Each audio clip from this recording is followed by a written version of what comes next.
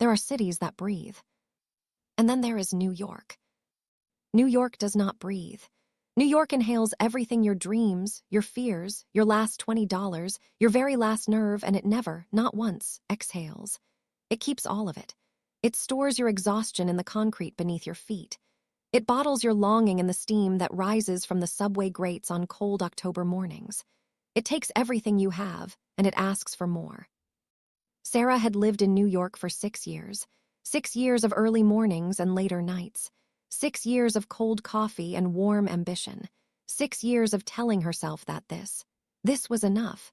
The corner office she was climbing toward. The apartment that was almost big enough. The life that was almost full. Almost. That word had become her shadow. She was 31 years old, a senior investigative journalist at one of the city's most respected newspapers, and she was almost happy, almost settled, almost sure of who she was and what she wanted. She wore her hair in a tight bun, most days dark brown, with one stubborn strand that always escaped, no matter how many times she tucked it back. She wore blazers over soft blouses and carried a leather notebook everywhere she went, even though she also had a phone, a laptop, and a tablet. There was something about the weight of a real notebook in her hands that made her feel grounded. Real, present in a world that moved too fast. Her editor called her relentless. Her colleagues called her brilliant. Her last girlfriend had called her unavailable. That had been 2 years ago. Sarah had not argued. She had watched Maya walk out of their apartment with 2 suitcases and a plant, the only plant Sarah had ever successfully kept alive, which said something, probably, about priorities, and she had stood in the empty hallway and felt, not devastated, not shattered, just confirmed. Confirmed in the quiet suspicion she had always carried, like a stone in her chest, that she was not made for the kind of love that required you to fully arrive. She was always half somewhere else, half in the story she was chasing, half in the next paragraph, half in the question she had not yet found the courage to ask. That October, the question found her. The assignment came on a Tuesday. Her editor, a sharp-eyed woman named Carol who had been in journalism for 30 years, and had the posture of someone who had seen everything and the eyes of someone who still cared, dropped a thin folder on Sarah's desk at 8:15 in the morning. "Missing women," Carol said simply. 3 in the last 8 months, all from the same neighborhood in Brooklyn. Police aren't connecting them, but someone should. Sarah opened the folder. 3 photographs, 3 names, 3 women who had stepped out of their lives and not stepped back in. "Who's our contact at the precinct?" Sarah asked. Carol smiled, but it was not a happy smile. It was the smile of someone who is about to complicate your life in the most interesting possible way. "Detective Reyes," she said. "She's been on all 3 cases. She's not easy." "I'm not easy either," Sarah said. "I know," Carol said. "That's why I'm giving you this." She walked away before Sarah could ask anything else. Sarah looked at the folder again. Then she picked up her phone, her leather notebook, and her cold coffee, and she went to find Detective Reyes. The precinct smelled like old paper and burnt coffee, and something that might have been ambition, once, a long time ago. Sarah had been in precincts before.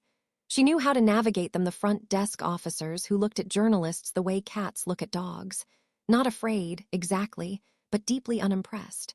The hallways that always seemed slightly too narrow. The sense that everything here moved on a different timeline, slower and more deliberate than the world outside. She gave her name at the front desk. She waited. She was good at waiting.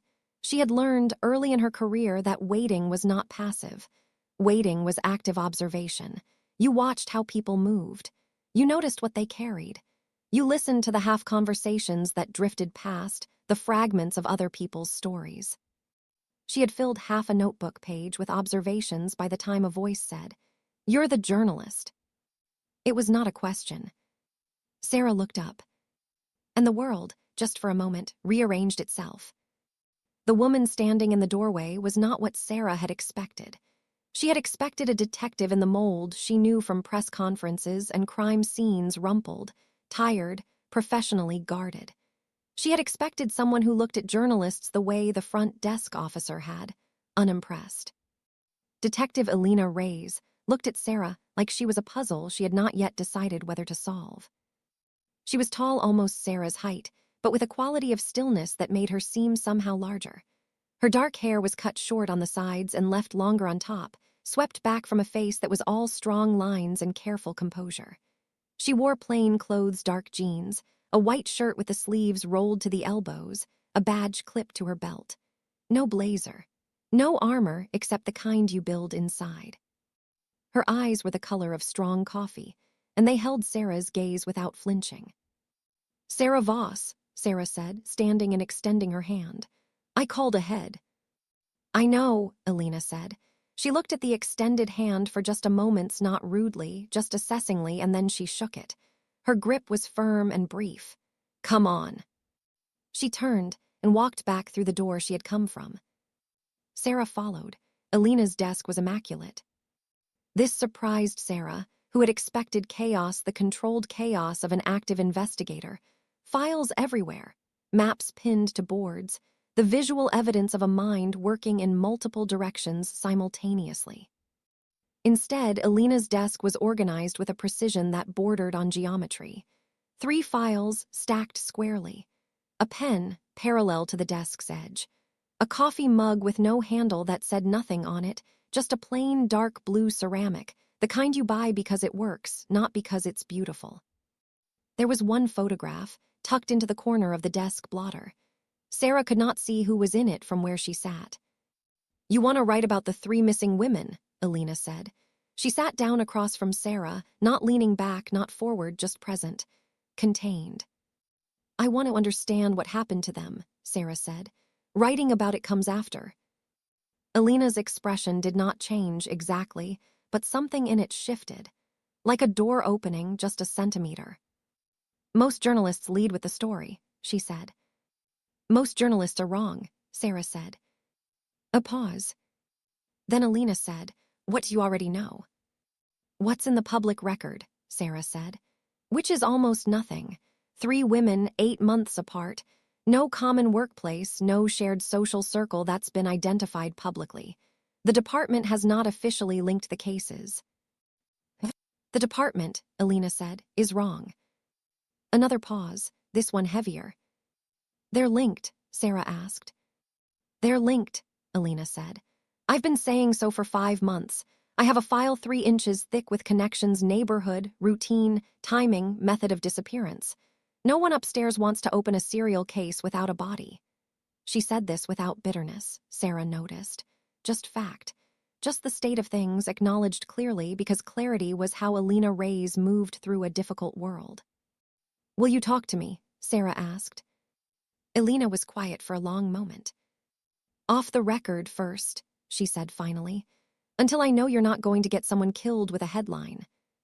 "Off the record," Sarah agreed immediately. Elena looked at her steadily. "You agreed very fast," she said. "Because you're right," Sarah said simply. "Headlines can get people killed. I've seen it happen. I don't want to add to that." This time the pause was different, softer. "Okay," Elena said quietly. "Off the record first." They met 4 times over the next 2 weeks. The first meeting was in Elena's office, where Elena walked Sarah through the case files with the careful precision of a surgeon, showing exactly what she could show, explaining exactly what she could explain, drawing the lines clearly and never once stepping over them. Sarah took notes and did not push. She asked careful questions and listened to the answers completely, not just waiting for the moment she could ask the next one. Elena noticed this. She did not say so, but Sarah saw the noticing in the slight relaxation of her posture, in the way the careful measurements between her words became, gradually, a little less measured. The second meeting was at a coffee shop near the precinct, which Elena had suggested.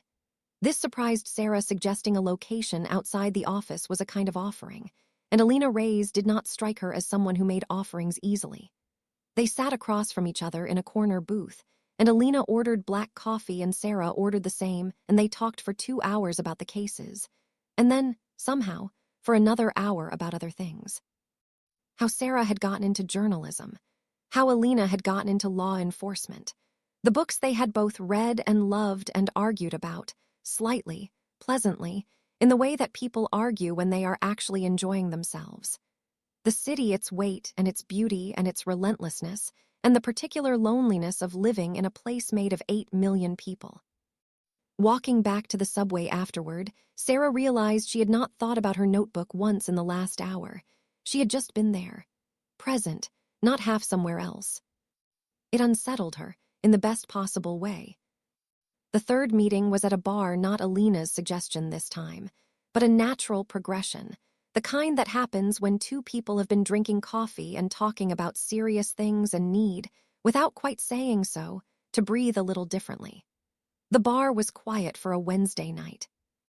They sat at a small table near the window, and the city moved outside in its relentless way.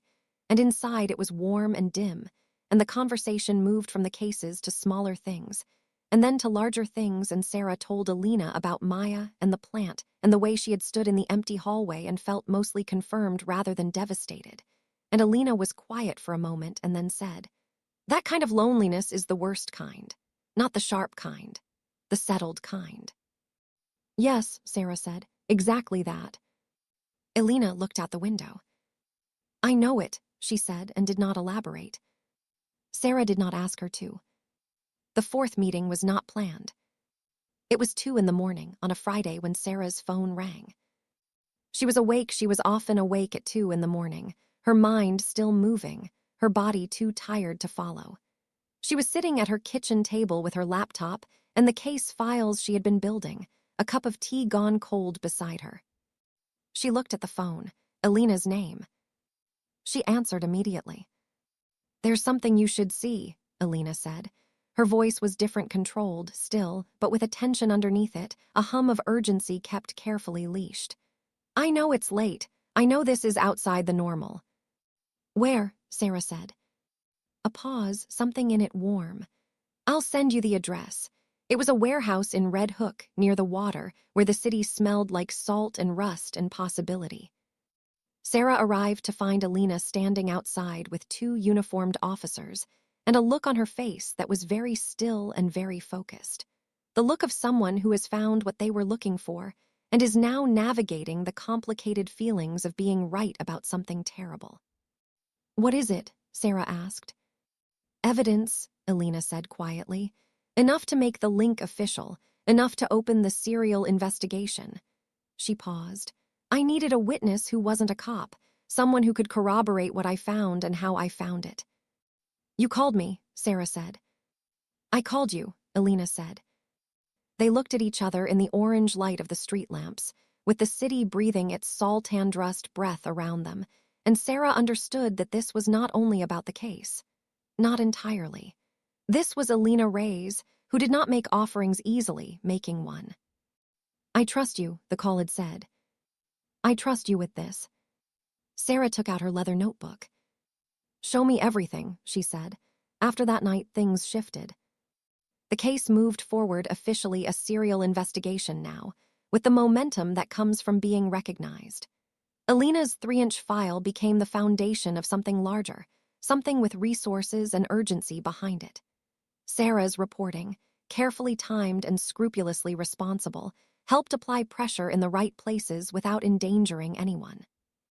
They were careful with each other, professional, both of them carrying the awareness of the line between the case and whatever this other thing was, the thing that lived in the coffee shop conversations and the late phone calls and the way Alina's expression changed, subtly, specifically, only when she was talking to Sarah. But cases move forward. Lines remain until they shift. It was November by then, the city gray and cold and beautiful in its bleakness, the kind of beauty that requires you to look for it. Sarah had learned to love November in New York the way you learn to love difficult things, slowly, by paying attention. They were in Alina's office late on a Thursday evening. Most of the precinct had emptied out, the fluorescent lights buzzing softly in the quiet going over the latest developments, when Alina set down the file she was holding and was silent for a long moment. Sarah looked up from her notebook. "I want to ask you something," Alina said. "And I want you to know before I ask it that it is entirely personal and entirely outside anything professional, and you can say no and nothing will change between us professionally. Sarah set down her pen. Okay, she said. Alina looked at her. Steady. Open in the particular way that Alina Ray's was open, not effusive, not easy, but deep. Like looking into clear water that was also somehow very deep. There is a small restaurant, Alina said, 2 blocks from my apartment. It has 12 tables and a very bad wine list and the best pasta I have ever eaten in this city.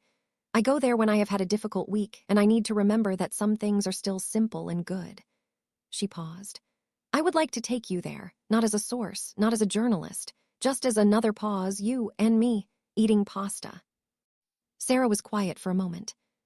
She thought about Maya, and the plant, and the hallway and the word almost. She thought about 2 in the morning phone calls and coffee shops, and the particular warmth of sitting across from someone and feeling, for the first time in a very long time, completely present. I love pasta, Sarah said. And Alina Ray's smiled. It was not a large smile.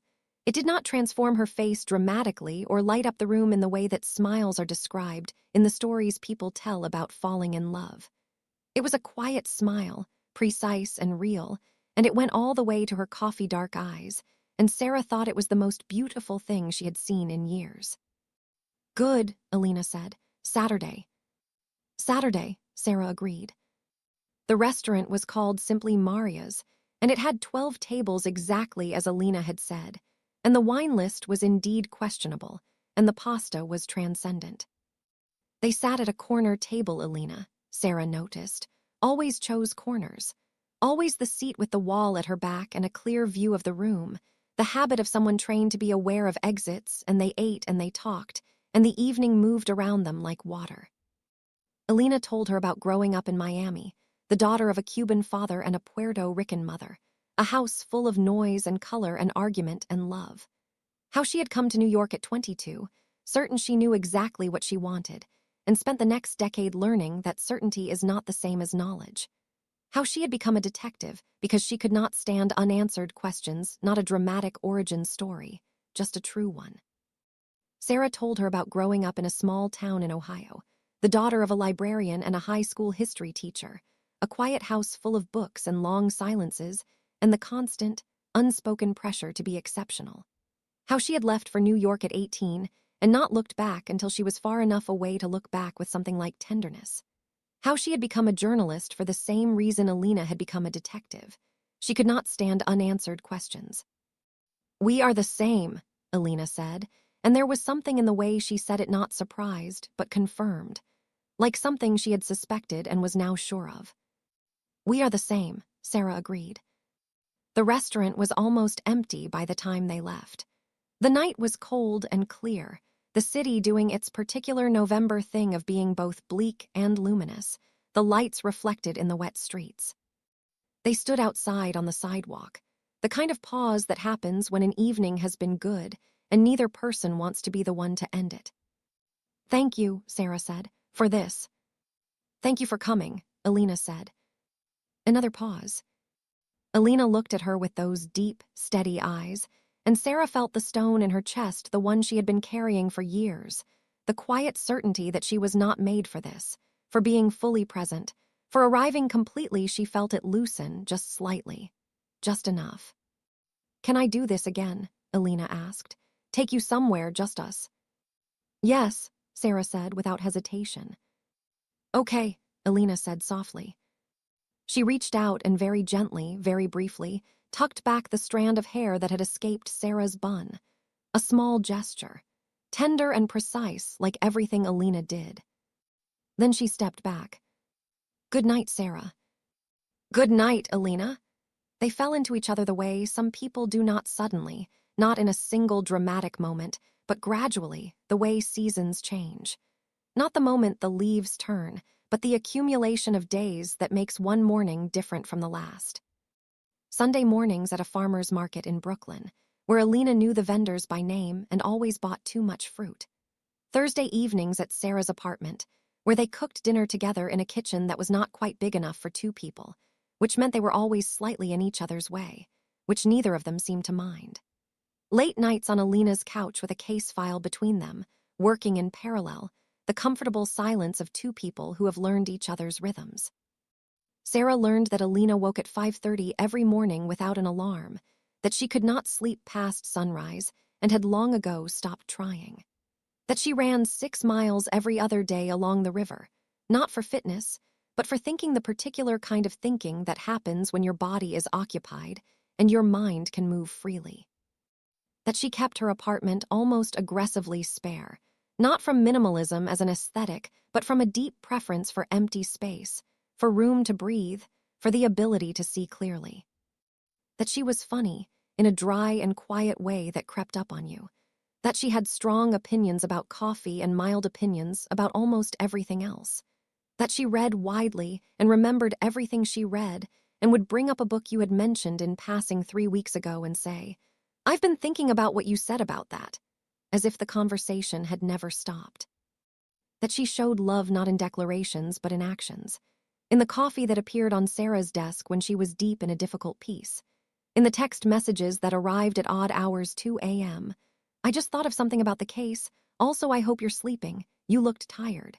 In the way she stood slightly closer when Sarah was stressed, not touching, just present, a warmth that said "I'm here" and asked nothing.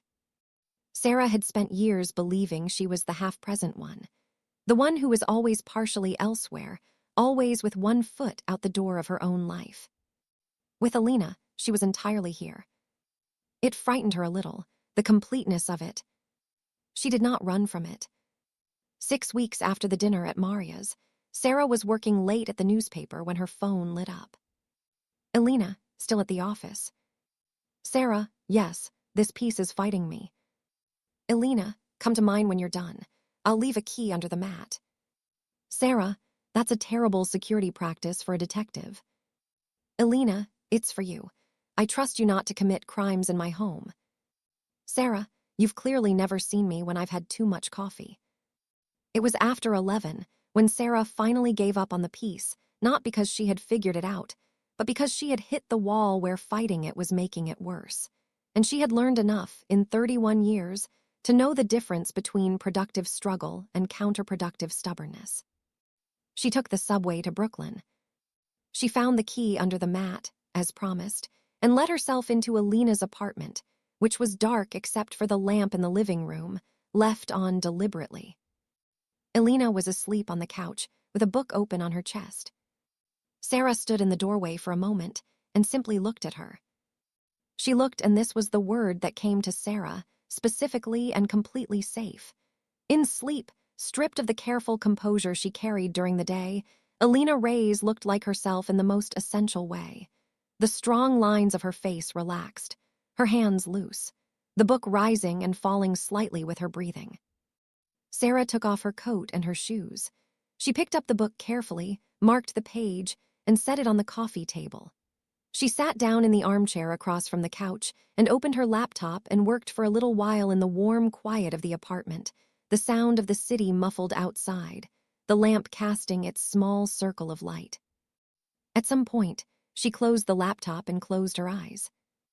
At some point after that, she felt rather than heard Alina wake. "Hey," Alina said, her voice soft with sleep. "Hey," Sarah said, not opening her eyes. A pause. "You found the key." "Under the mat, really, Alina." "You're here, aren't you?" Sarah opened her eyes. Alina was watching her from the couch with an expression that was very open, very quiet, very Sarah searched for the word and found it arrived. Like someone who has been traveling for a long time and has finally come home. "I'm here," Sarah said. Alina sat up slowly. She reached out across the space between them, the couch and the armchair, not very far, and she took Sarah's hand. "Good," she said. They sat like that for a while, hand in hand in the warm lamplight, not talking, the city breathing outside, everything for once very still. December arrived. The case broke open in the first week of it, not cleanly, not easily, but the way difficult things sometimes resolve. Through the accumulation of careful work, through persistence, through the refusal to let complexity become an excuse for inaction. Alina's serial investigation led to an arrest, then a second, then the recovery of information that helped locate one of the 3 missing women alive. Only one, not all three. Alina dealt with this the way she dealt with difficult things quietly, with a grief that was real and a pragmatism that was necessary and a professional integrity that did not allow her to confuse what she had done with what she had not been able to do. She was not someone who needed to be rescued from her own complicated feelings. She worked through them, slowly and thoroughly, the way she worked through everything. But there were evenings that December when she was quieter than usual. When Sarah would arrive at her apartment, or she would arrive at Sarah's, and she would not want to talk, just to be near. Just to sit together in the way they had developed of sitting together, close and easy, the shape of each other by now as familiar as a well-worn path. Sarah learned to be still with her in those moments, to offer presence without pressure, to understand that being loved by Alina Reyes meant being trusted with her silence as much as her words. One such evening, mid-December, they were sitting on Alina's couch, and the city was doing its winter thing outside, cold and bright and relentless, and Alina said, without preamble, "I'm afraid of this." Sarah waited. "Of you," Alina continued. She was looking at the window, at the city, and her voice was careful and deliberate, each word placed precisely, like objects being arranged on a table. "Of how far I have come from where I was before you, before I even knew I was moving." A pause. "I don't scare easily. It's important to me that you know that. This scares me." Sarah turned to look at her. "What specifically?" she asked, not challenging, genuinely asking. Alina turned to meet her eyes. "Needing someone," she said simply. "I have been very self-sufficient for a long time. I built something solid from that. And now she paused. "I come home, and if you're here, the apartment is different, warmer, brighter. And when you're not here, I notice the absence in a way I didn't used to notice anything." She was quiet for a moment. "I notice your absence the way you notice a sound stopping, the silence after music." Sarah was quiet for a long moment. Then she said, "Can I tell you something?" "Yes."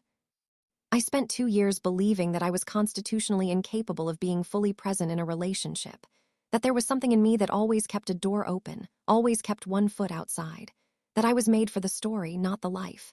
She turned the words over carefully. "I have not felt that with you, not once, not since the first conversation. I am completely here with you, Alina, more than I have ever been anywhere, and that scares me too." Alina looked at her, really looked at her, that deep, coffee-dark gaze that saw clearly and held what it saw. "So we're both afraid," Alina said. "Yes," Sarah said. "That seems fair," Alina said. "It seems human," Sarah said. A pause. Then Alina reached out and took Sarah's face in both her hands, those precise, careful hands, and held it gently, looking at her with an expression that was open and sure and tender all at once, the look of someone who has made a decision and is at peace with it. "I don't want to be afraid of this," Alina said quietly. "I don't want fear to be the loudest thing." "Me neither," Sarah whispered. Alina leaned forward and kissed her. It was not a first kiss. Technically, there had been a first kiss, 3 weeks earlier, brief and a little tentative, as if they were both checking that this was real. But this one was different. This was a kiss with weight behind it, with all the weeks of careful knowing in it, with the admissions they had just made to each other and the fear they had decided not to let be the loudest thing. It was a kiss that said, "I am here, I choose this, I choose you." Outside, the city continued its relentless breathing. Inside, in the small, warm circle of Alina's apartment, time did something it almost never does. It slowed down. This is the part of the story that people always want to explain too quickly. The handcuffs were not a metaphor, exactly, but they were not only literal either. It was a Saturday afternoon in January, 3 weeks after that December evening on the couch. The city was in the grip of a cold that felt personal, the kind of cold that presses against your windows and reminds you that warmth is something that must be built and maintained, not assumed. Alina had come to Sarah's apartment in the morning. They had spent the day in the way they spent Saturdays, now unhurried, domestic, the newspaper and coffee, and a late breakfast and easy conversation, and the comfortable silences of 2 people who have stopped performing ease and actually arrived there. Somewhere in the afternoon, Sarah had been sitting on the floor against the couch going through notes for a new piece, and Alina had been sitting on the couch behind her, reading, and Sarah had rested her head back against Alina's knees without thinking, and Alina had put her hand in Sarah's hair without thinking, and they had stayed like that for a very long time without either of them saying anything. Later, they had moved to the couch properly, sitting close, the notes and the book set aside, and the conversation had wandered into the territory of the past in the way it sometimes did, carefully, honestly, with the trust they had built. Sarah had said something about always feeling like she was running not from anything specific, just running, motion as a substitute for presence, busyness as a way of not having to sit still inside herself. And Alina had taken her wrist gently, deliberately, with both hands held it. Not gripping, just holding. "You don't have to run here," Alina said, and her voice was very quiet and very sure. She was holding Sarah's wrist the way you hold something that has been moving very fast and needs permission to stop. "There is nowhere you need to be except here. There is nothing you need to do except be exactly who you are. You are safe here, Sarah. The only safe place is right here, with me." Sarah looked at her.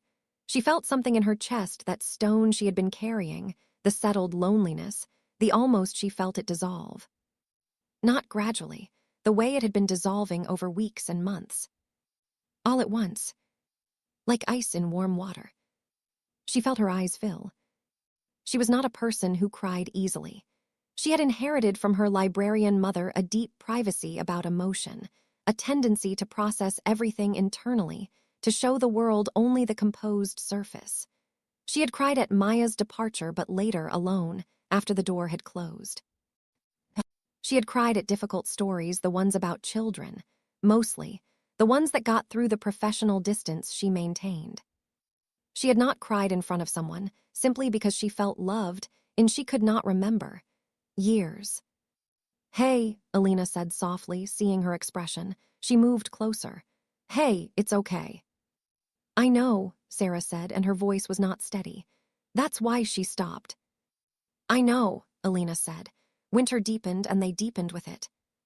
There is a particular kind of intimacy that belongs to cold months and closed rooms, the intimacy of shared warmth, of two people creating a climate between them that is warmer than either could sustain alone.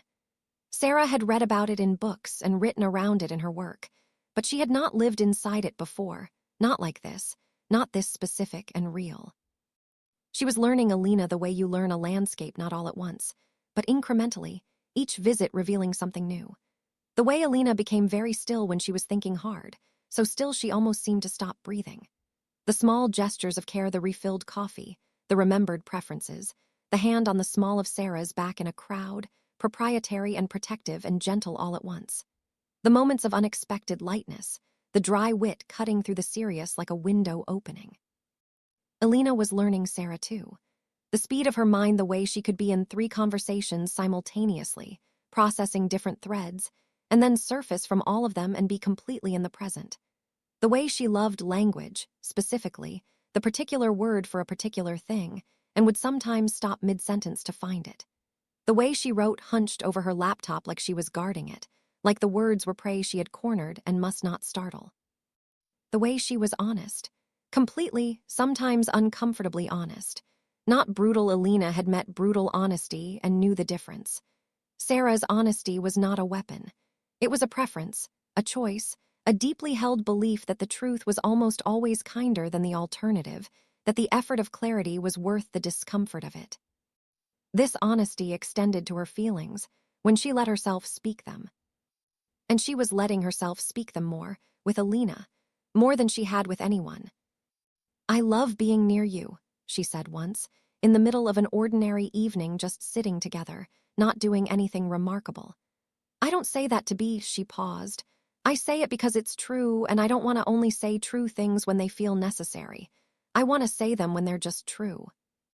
Alina was quiet for a moment. Then she said, "I love when you say true things without a reason to say them." Does that translate too?" "Yes," Alina said, "it does. February." Alina had a difficult week, a case that went wrong in the way cases sometimes go wrong, through no one's fault, but with real and heavy consequences. She came home on a Thursday evening looking like someone who had been carrying too much for too long without a place to set it down. Sarah had been there when she arrived. She had made dinner one of the 3 things she could reliably cook: a simple pasta with too much garlic and very good olive oil, which Alina had once described as the most comforting smell she had encountered in a New York winter. She had set the table with 2 candles, not for romance exactly, but for warmth, for the deliberate creation of a gentler light. Alina stood in the doorway and looked at all of it.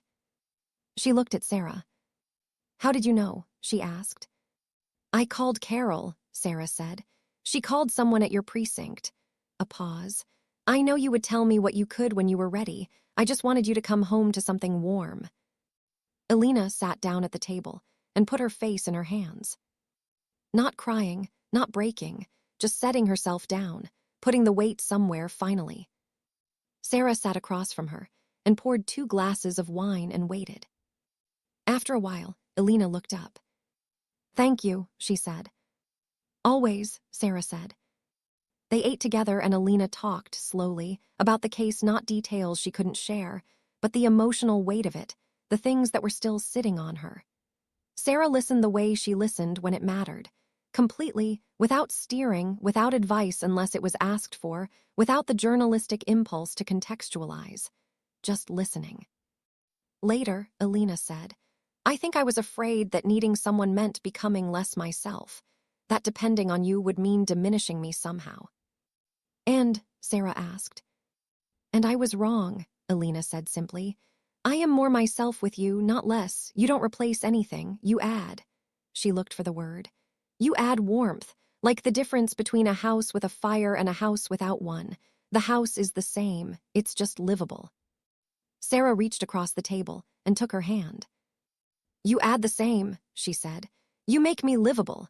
She put her arms around Sarah and held her not tentatively, not awkwardly, but completely. The way someone holds something they intend to keep. The way someone holds someone home. Sarah pressed her face into Alina's shoulder, and for the first time in as long as she could remember, let herself be entirely held. "I'm here," Alina said into her hair. "I've got you. You don't have to hold everything by yourself." Afterward, when Sarah had come back to herself, laughing a little at her own undoing, embarrassed in the warm way rather than the cold way Alina had said, "For the record, I feel exactly the same. I just cry at different times." "When?" Sarah asked.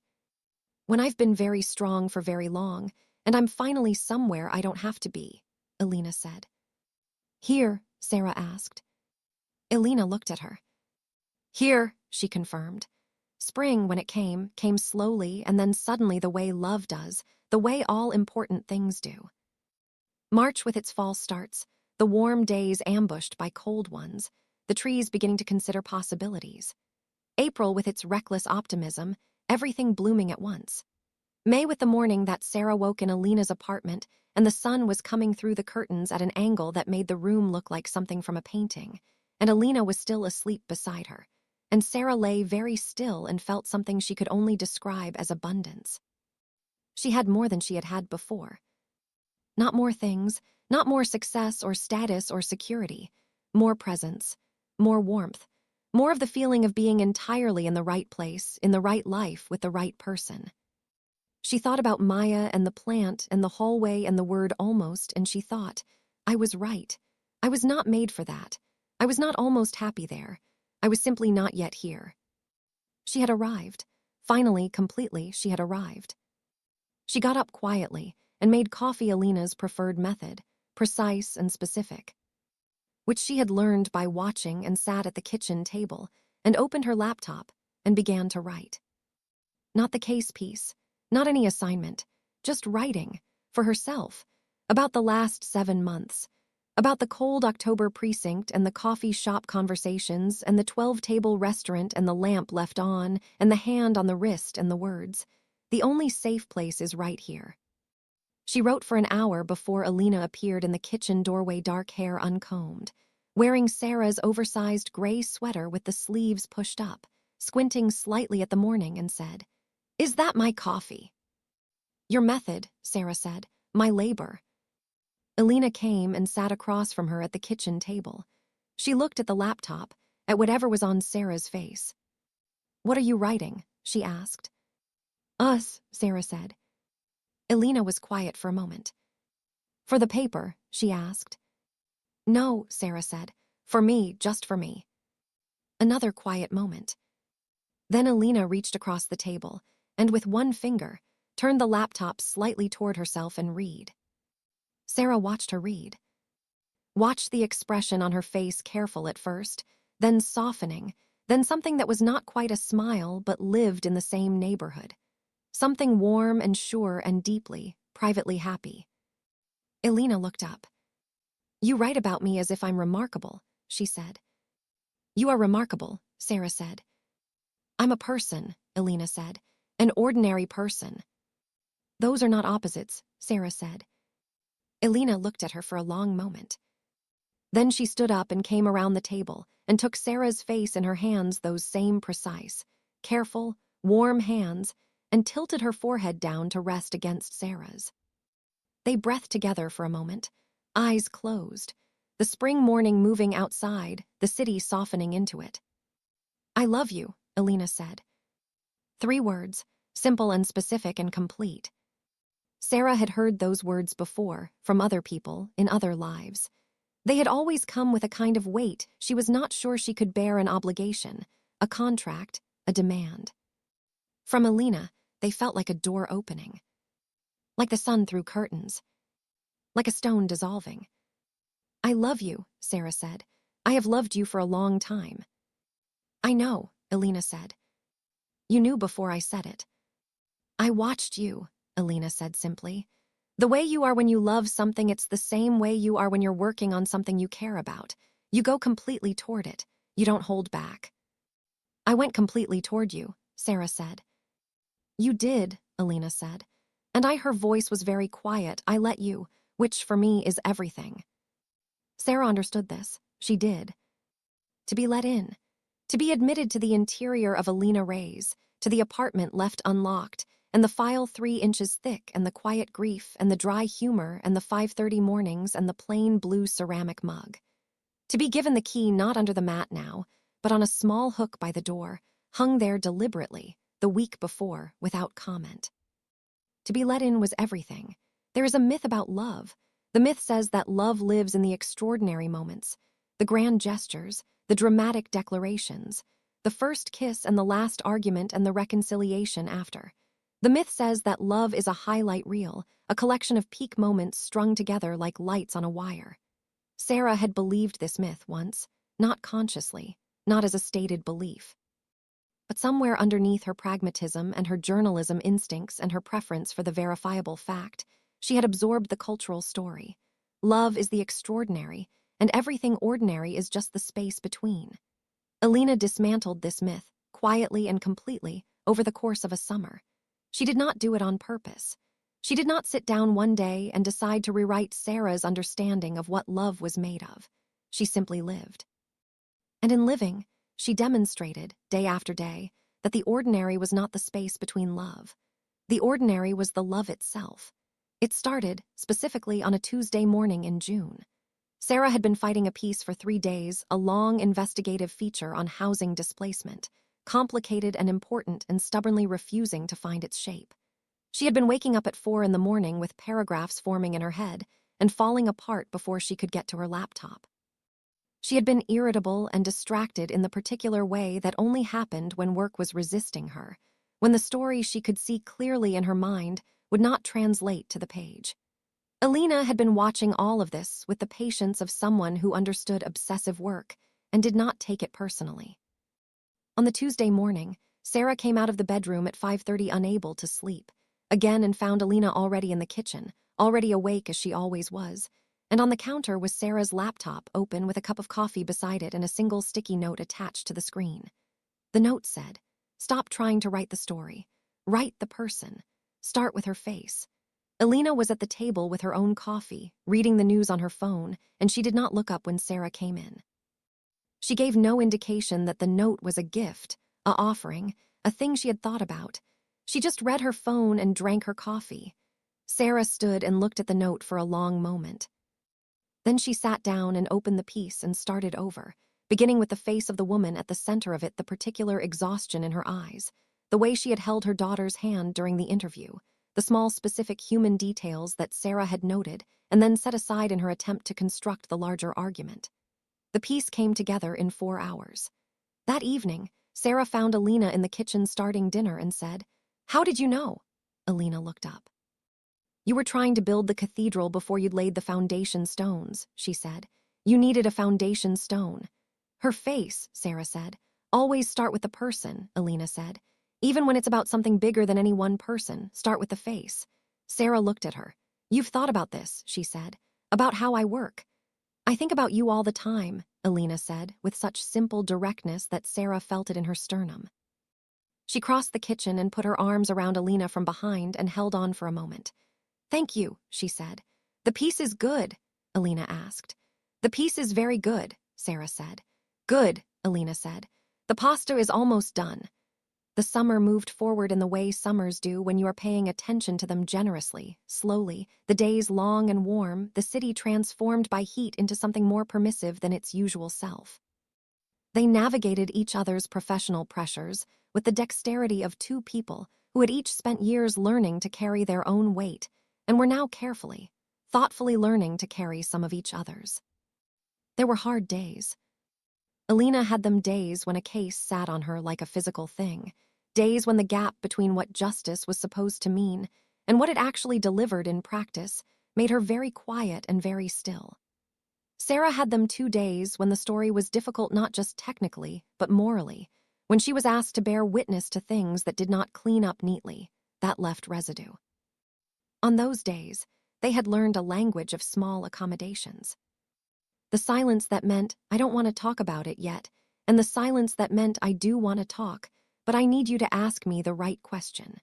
The physical proximity that was comfort without demand, sitting close, the contact of shoulders or hands, or simply the shared warmth of the same small space. The food that appeared, Alina making Sarah eat when she forgot to. Sarah keeping the kitchen stocked with the things Alina reached for when she was stressed, the specific tea and the specific crackers, and the chocolate that lived on the second shelf of the cabinet and was not for other days. These accommodations were not compromises. They were not negotiations or sacrifices. They were simply what love looked like when it was paying attention. Two people watching each other and responding to what they saw, accurately and without drama. July brought heat and a weekend trip. Alina had suggested it another offering, because Alina Reyes gave offerings, Sarah had learned, in the form of plans, in the form of thought and preparation. The trip was to a small town on the Hudson, 2 hours from the city, where a friend of Alina's parents had a house that sat on a hillside overlooking the river, available to borrow for a long weekend. They drove up on a Friday evening, with the windows down and music playing a playlist Alina had made, which turned out to be a fascinating document of her inner life, ranging from classic salsa to indie folk to old soul records, all of it connected by some through line that Sarah could feel but not yet entirely name. "This playlist," Sarah said at some point, somewhere on the Palisades Parkway with the river appearing and disappearing through the trees, "is the most unexpected thing I have ever encountered." "Is that good or bad?" Alina asked. "It is extremely good," Sarah said. "It tells me things." "What things?" "That you are romantic," Sarah said, "and that you hide it inside competence." Alina was quiet for a moment. "That is accurate," she said. "I know," Sarah said.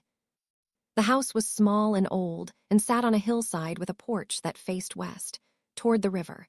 And when they arrived in the late evening, the sky over the Hudson was doing something magnificent orange and pink, and a deep, specific blue at the edges, and Alina stopped on the porch with her bag still over her shoulder and just looked at it. Sarah stopped beside her. They stood together and watched the sky. "I don't slow down enough," Alina said after a while. "Neither do I," Sarah said. "This helps," Alina said. "Being away." "Being here," Alina said. "With you, away, yes, but specifically with you." Sarah took her hand.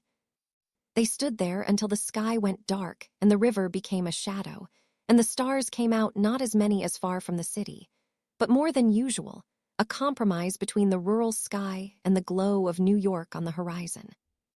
"I want to tell you something," Alina said. "Yes," Sarah said. "I was not unhappy before," Alina said carefully. "I want to be clear about that. I was not unhappy. I was complete enough, functional. I had built a life that worked." She paused.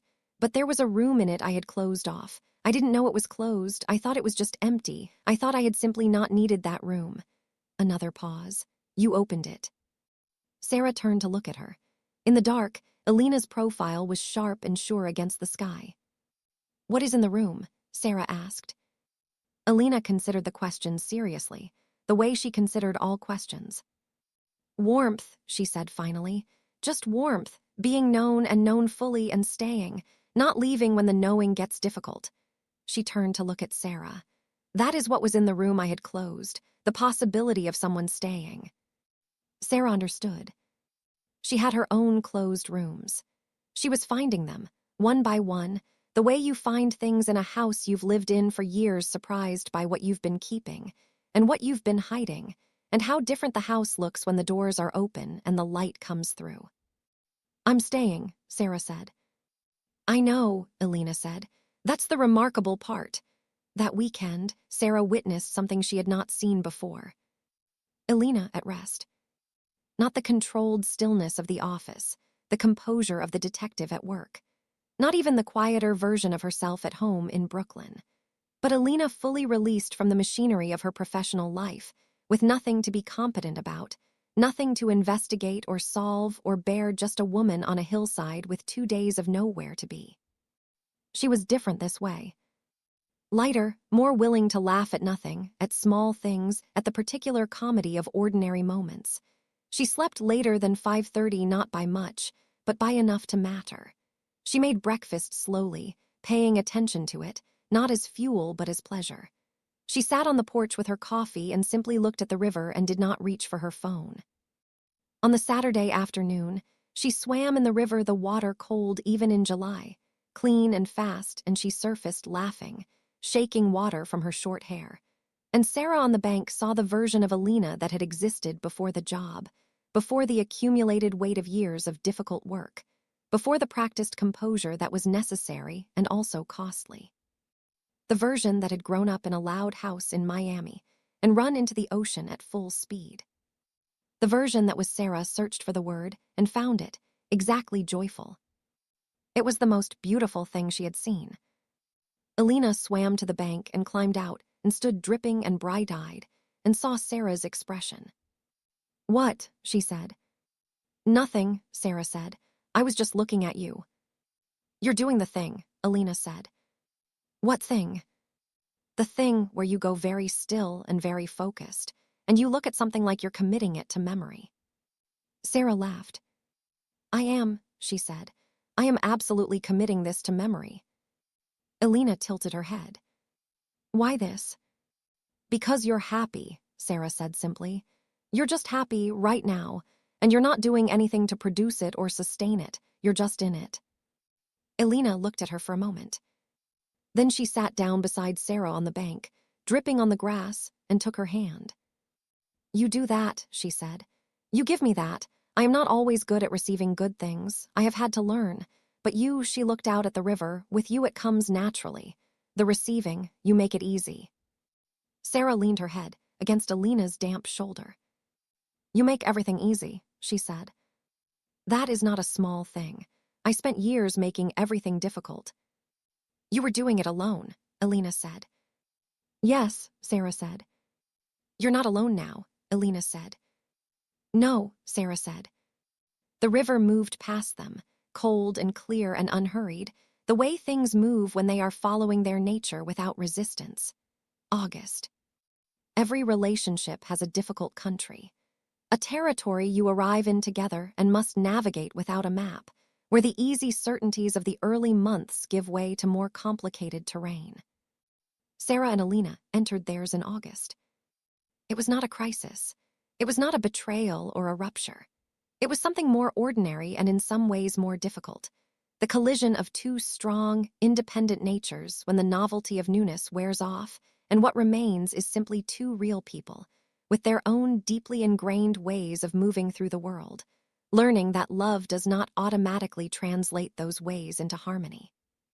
It began, as many things begin, with something small. Alina had a case.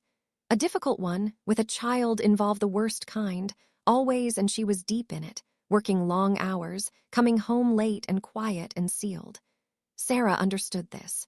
She had been given the language of Alina's difficult times over months of careful learning. But Sarah was also deep in her own deadline. The housing piece had led to a series, and the series had grown into something that required her full attention, and she was working on less sleep than was good for her, and eating badly, and the impatience that surfaced in her when she was overextended had less space to hide. On a Tuesday evening, it is always Tuesday evenings in the stories of small ruptures, Sarah would think later they were both home, both tired, both working at the kitchen table in their parallel way, and Alina reached over and turned off the light on Sarah's side of the table. Not cruelly, not deliberately.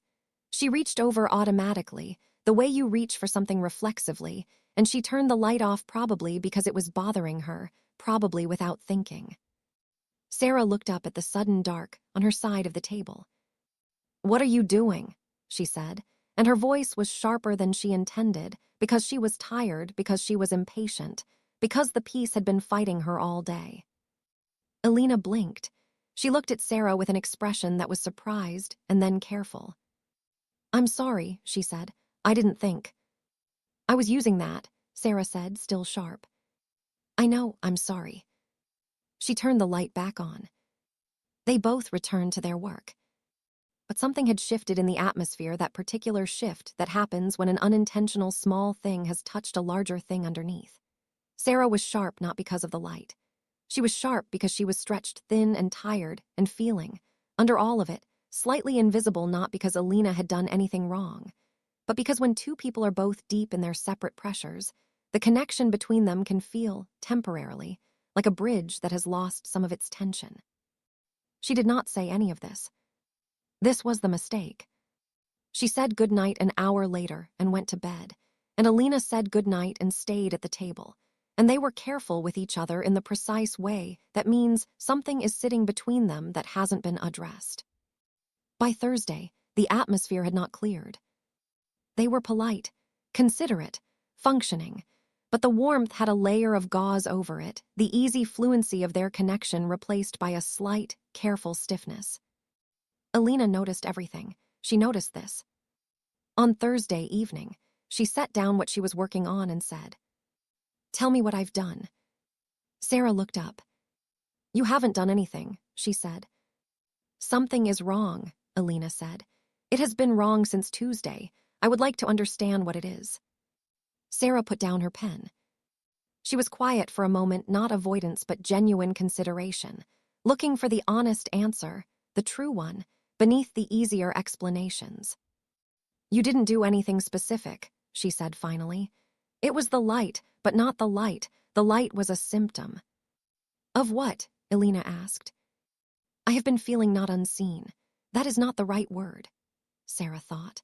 "I have been feeling like we have both been very far inside our own work, and the distance between us has felt larger than usual, and I know that is temporary and structural and has nothing to do with how you feel about me. But I am tired, and I did not say any of that, and so when you turned off the light, my tiredness came out sideways instead of being said directly." Alina was quiet for a moment. "Why didn't you say it directly?" she asked. "Because it felt," Sarah paused, "like a small thing, like I shouldn't need to say it. Like needing that kind of reassurance, acknowledgement was weak or demanding, or..." "Or what?" Alina said. "Or evidence that I was too dependent," Sarah said. "Too much." The words landed in the room and stayed there. Alina looked at her for a long moment. "I want to be very clear about something," she said. Her voice was measured and specific, and had the quality it had when she was saying something she had thought about and was sure of. "You are not too much," she said. "You have never been too much. Needing connection, needing to be acknowledged, needing to feel close when the pressure of the world is pulling you in different directions, that is not weakness or demand or dependence. That is being human." She paused. And specifically, it is being human in a relationship, which means it is also being half of an us, and the us requires maintenance, and telling me that you are feeling distant is maintenance, not complaint. Sarah felt the gauze lift. I thought, she began. I know what you thought, Elena said, not unkindly. You thought you should be self-sufficient enough not to need the reassurance. You thought needing it was a flaw. A pause. I have thought the same thing about myself for years. It is a lie we tell ourselves. It is armor that looks like virtue. Sarah looked at her. When did you get so wise? She asked. I am not wise, Elena said. I am just someone who has made all these mistakes already and can recognize them. Sarah got up from her chair and crossed to where Elena was sitting and sat beside her, close. Elena put her arm around her. Tell me next time, she said quietly. When you are feeling the distance, don't wait for a Tuesday light. Tell me too, Sarah said. When you're deep in the difficult work, not the case details, just that you need me to not take the quiet personally. I can do that, Elena said. Sarah leaned into her. We are learning, she said. We are always learning, Elena said. That does not stop. I do not want it to stop. The difficult country, once navigated, became part of their map. Not a place they wanted to revisit, but a place they had been a part of the shared geography of themselves that they could reference. When things tightened in future weeks or months, when the pressure of their parallel demanding lives created distance, they had the Tuesday evening to refer to, not as a wound, but as a lesson. They learned to say the smaller things before they became the larger things. To name the tiredness and the feeling of distance before it became sharpness or silence. To maintain the bridge between them actively, consciously, not assuming the connection would sustain itself without attention. Elena was better at this than Sarah, initially. She had learned in her professional life the discipline of regular maintenance, of checking the systems, of addressing the small dysfunction before it became the large one. She brought this discipline to their relationship without making it feel clinical. She asked questions, specific and gentle, at regular intervals. How are we doing? Not in a formal way, not as an audit, but as genuine inquiry, the same care she gave to her case files, turned toward the thing that mattered more. Sarah learned to receive these questions without deflecting, to answer them honestly rather than optimistically, to say not great, actually, or I've been feeling the gap, or I miss you when you're in the deep work, not as accusations but as information, as data points to be used for navigation. These conversations were not romantic, exactly. They were not the material of the stories people told about love. But they were the foundation of something that would hold. September, and the city began its September transformation, the particular sharpening that happened every year as summer loosened its hold, and the air became crisp and the quality of the light changed. September in New York had always felt like a beginning to Sarah, more than January ever did. January was resolution and discipline. September was possibility and appetite. This September felt like a new kind of beginning. She was at her desk in the newsroom on a Thursday afternoon when her phone buzzed. Elena, are you free at 6? Sarah, yes. Elena, meet me at the corner of Court and Atlantic. Sarah, that's oddly specific. Elena, I know. Just come. She found Elena on the corner with her hands in the pockets of her jacket, the gray one, the one Sarah loved because it made her look simultaneously formidable and a little like someone in an old film, and an expression on her face that was neutral in a way that meant she was hiding something. Okay, Sarah said, stopping in front of her. What is happening? Come with me, Elena said. She started walking and Sarah fell into step beside her, and they walked 2 blocks and then another half block. And then Elena stopped in front of a building of brownstone, 4 stories, clean and old, and with window boxes that currently held nothing but next spring's potential. What is this? Sarah asked. The second-floor apartment is available, Elena said. It is 750 square feet, which is small, but not so small that we would get in each other's way professionally. There is a bedroom and a room that could be an office, 2 desks, 1 room. The kitchen is narrow but functional. There is a bathtub, which I know matters to you. The landlord is, she paused, and something broke through the neutral expression, something that was nervous and sure at the same time. The landlord is expecting us. Sarah stood on the sidewalk. She looked at Alina. You want us to live together, she said. I want us to live together, Alina confirmed. I have thought about this for 2 months. I have not asked sooner because I wanted to be sure I was asking from certainty, not from impulse. I am certain. Sarah looked at the building, at the window boxes, at the second-floor windows with the late afternoon light in them. She thought about the key on the hook by Alina's door, about the gray sweater that had migrated to Sarah's apartment and then migrated back, about the coffee made in Alina's method every morning in Sarah's kitchen, about the toothbrush and the half-finished novel and the blue ceramic mug that had quietly become permanent fixtures in 2 apartments that were really, already, beginning to feel like one. She thought about what Alina had said on the Hudson hillside. There was a room I had closed. You opened it. She thought about her own rooms, opening one by one. Take me to see it, she said. The apartment was small and bright, and smelled like old wood and possibility.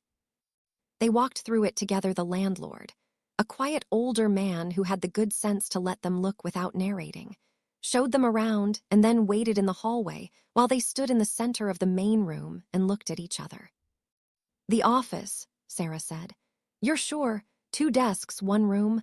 We've never actually worked in the same space simultaneously for extended periods.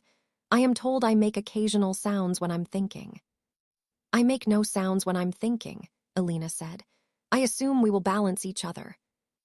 I leave things on surfaces, Sarah said. I try not to, but I have a system that looks like chaos and is actually. Chaos, Alina said. Organized chaos, Sarah said. I will learn to live with organized chaos, Alina said. I will learn to live with geometric desk organization, Sarah said. They looked at each other. Then Sarah laughed a real laugh, full and genuine, the laugh that meant joy, not humor. Yes, she said. Yes, Alina asked. Yes, Sarah said. Let's live here, let's do this.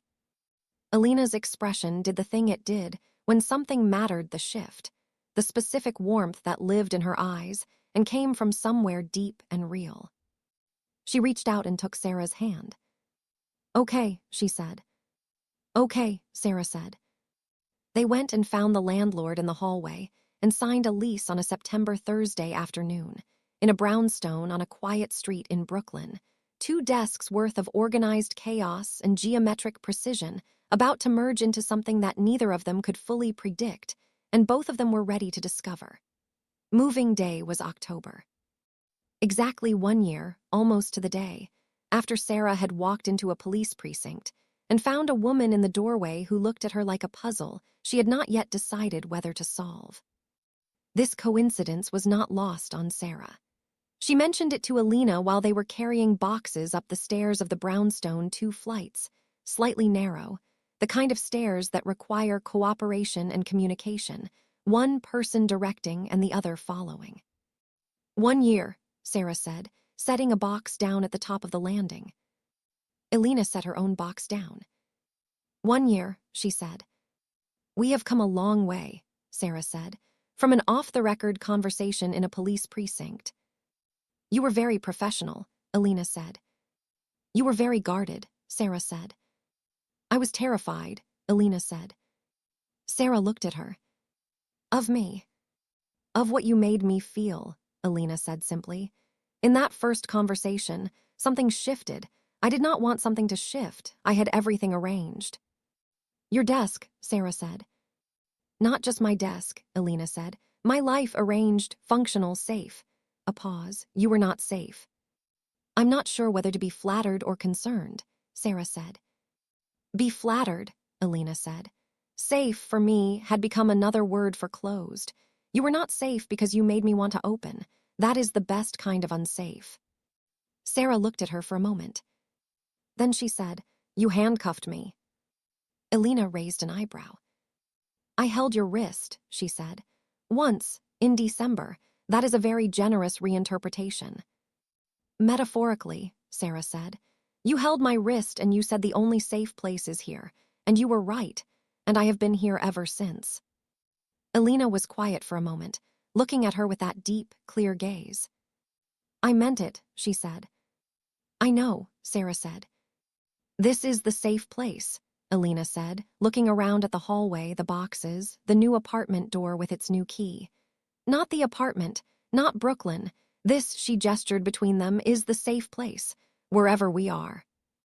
Sarah picked up her box. Then we are always home, she said. Alina picked up her box. Always home, she agreed. They spent the day moving and unpacking and discovering that the kitchen was indeed narrow, and that two people trying to arrange it simultaneously resulted in minor negotiations about the placement of everything, every single item, because they had different instincts about where things should live, and discovering this was unexpectedly one of the best days Sarah had ever spent. The negotiations were not arguments. They were conversations about small preferences, about the logic each of them had developed in their separate lives, about the ways those logics were different and similar and could be merged. Mugs on the left shelf, which Alina preferred, because she reached for them first in the morning and the left was closer to the coffee maker. But the coffee maker on the right side, which Sarah preferred, because the right side had a better outlet. Tea on the higher shelf, because Sarah was taller and reached it more easily. The good olive oil at counter height, because they both reached for it constantly. Small things, absurdly small things. But each one a stitch in something being built the fabric of a shared life. Its texture made up of exactly these tiny decisions about where the mugs lived, and who kept the spare batteries, and what time the lights went off. Late in the afternoon, they sat on the floor of the main room surrounded by boxes and ate pizza directly from the box, because neither of them had found where the plates were packed, and the windows were catching the October light, that specific amber gold that October does. That makes everything look like it is inside a painting. And Alina was looking at the light on the walls with an expression Sarah now recognized as Alina happy, Alina present, Alina fully in the moment without reservation. Sarah watched her. What are you seeing? Sarah asked. Home, Alina said. Is it what you expected? Sarah asked. Alina looked at he. Nothing about you has ever been what I expected, she said, and it has been exactly right. That night, their first night in the apartment, they made the bed together, which was also a small comedy of negotiations, different methods of sheet tucking and pillow arrangement, and then lay in it in the dark with the window open slightly, the October city breathing outside, its particular nighttime music of traffic and voices and distance. They were lying facing each other in the dark, and Sarah said, Are you scared? Yes, Alina said immediately. Of this. Of how much I want this, of how real this is. A pause. When things are this real, losing them is this real too. We're not going to lose this, Sarah said. You can't know that, Alina said. No, Sarah agreed. But I know us. I know how we talk to each other. I know that we have already been through difficulty and come out better. I know that you have never, not once, made me feel like a burden for being who I am, and I have tried very hard to do the same for you. She paused. I know that we have both spent years being half present, and we are both with each other fully here. That is not nothing. That is everything. Alina was quiet for a long moment. Sarah could feel her breathing in the dark, could feel the warmth of her close. I have never been loved the way you love me, Alina said finally. Her voice was very quiet. I have been loved by people who needed me to be more constant, more certain, less complicated. You love the parts of me that are not easy. Especially those parts, Sarah said. Why? Alina asked. Because they are the truest parts, Sarah said. The ease is beautiful, but the difficulty is where you actually are, and I want where you actually are. Alina moved closer in the dark. She put her hand against Sarah's face, that warm, precise hand. You are the best thing that has happened to me, she said. I want you to know that, not during a significant moment, not at the end of a difficult day. Right now, in the ordinary dark in our new home, I want to say that clearly, you are the best thing. Sarah covered Alina's hand with her own. So are you, she said. You are the best thing, and I am completely here, and this is completely home. Outside, the city breathed on. New York, which inhales everything and never exhales, which takes your dreams and your fears, and your last $20, and your loneliness, and your longing and stores it all in its concrete bones, was doing something else, too, that it did not advertise. It was holding space. In the brownstone on the quiet Brooklyn street, in the second-floor apartment with the window boxes that would bloom in April, in the narrow kitchen with the mugs on the left shelf and the good olive oil at counter height, in the bed where two women lay with their hands linked in the dark. The city was, for once, simply witness to the particular ordinary miracle of two people who had been alone in their separate lives, their separate closed rooms, their separate moving through, finding each other and deciding, each day, to stay. Not because it was easy, because it was real. Because the safe place was not a room or a city or a certainty about the future. The safe place was this, the hand in the hand, the voice in the dark saying clearly, without conditions, "You are the best thing." The being known and the staying. That was home. That was all of it.